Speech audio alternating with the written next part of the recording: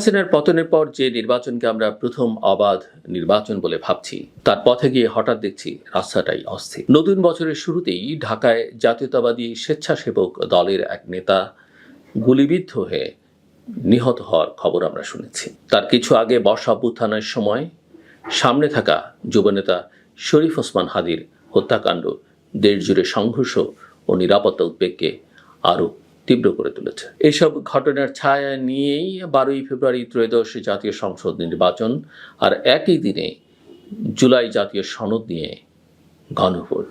বাংলাদেশের রাজনৈতিক ইতিহাসে সত্যি বিরল এক যুগল আয়োজন। দুটো ব্যালট, কিন্তু আসলে প্রশ্ন আরো বড়।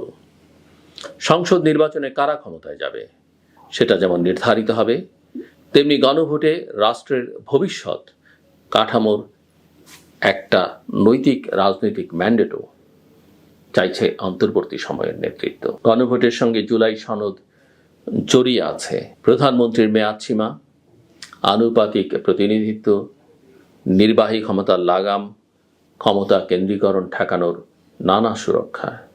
এই ধরনের প্রস্তাবগুলোকে একটা প্যাকেজ আকারে হ্যাঁ নাতে নামিয়ে আনা হয়েছে। ফলে যিনি চারটির মধ্যে তিনটিকে সমর্থন করেন কিন্তু একটি নিয়ে দ্বিধায়, তার হাতেও শেষ পর্যন্ত একটাই বোতাম। এটি এই গণভোটের মৌলিক টানাপোড়েন।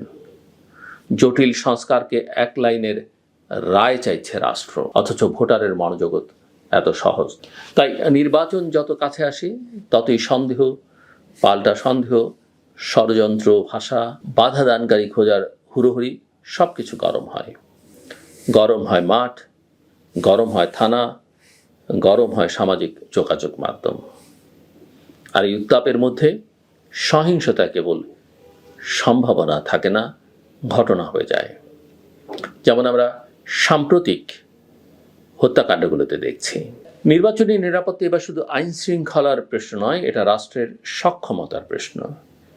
স্থিতিশীলতা মানে কেবল শক্তি প্রদর্শন নয়, স্থিতিশীলতা মানে এমন একটা পরিবেশ তৈরি করা যেখানে ভোটার ভয় না পায়, প্রার্থী বুলেট প্রুফে না যায়, পুলিশ রাজনৈতিক চাপে দুলতে না থাকে, আর নাগরিক, বিশেষ করে সংখ্যালঘু ও নারী, নিজেকে টার্গেট মনে না করে। এসব জায়গায় সামান্য ভুল হলে সুষ্ঠু নির্বাচন শুধু ব্যাহত হবে না, নতুন বাংলাদেশ করবার নৈতিক ভিত্তিটাও ক্ষয়ে যাবে। এবারের নির্বাচন আরও জটিল, কারণ রাজনৈতিক শক্তির পুনর্বিন্যাস দৃশ্যমান। একদিকে বিএনপি বড় প্রতিদ্বন্দ্বী হিসেবে এগিয়ে এমন ধারণা প্রচলিত, অন্যদিকে জামায়াত ইসলামী এবং ছাত্র উত্থান থেকে জন্ম নেওয়া জাতীয় নাগরিক পার্টি সহ কয়েকটি দল নতুন ধরনের নির্বাচনী বোঝাপড়া জোটের দিকে এগিয়েছে, যা দেশের আদর্শিক মানচিত্রকে নতুনভাবে সাজাতে পারে। এই নতুন জোট বাস্তবতা একদিকে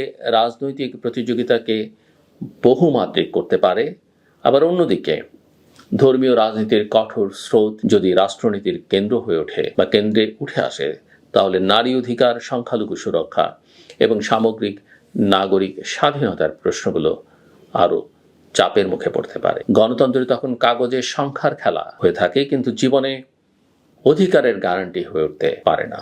বিদেশ নীতি ও ভূরাজনীতিও এই নির্বাচনে নীরব কিন্তু শক্তিশালী চরিত্র। হাসিনার আমলে ভারতের প্রভাব ছিল ব্যাপক, এটা অস্বীকার করবার উপায় নেই। এখন সম্পর্ক ঠান্ডা, জনমনে ভারত বিরোধী আবেগও প্রবল। একই সঙ্গে চীন ও পাকিস্তানের দিকে ঝোঁকার আলাপ আলোচনা আমরা দেখতে পাচ্ছি।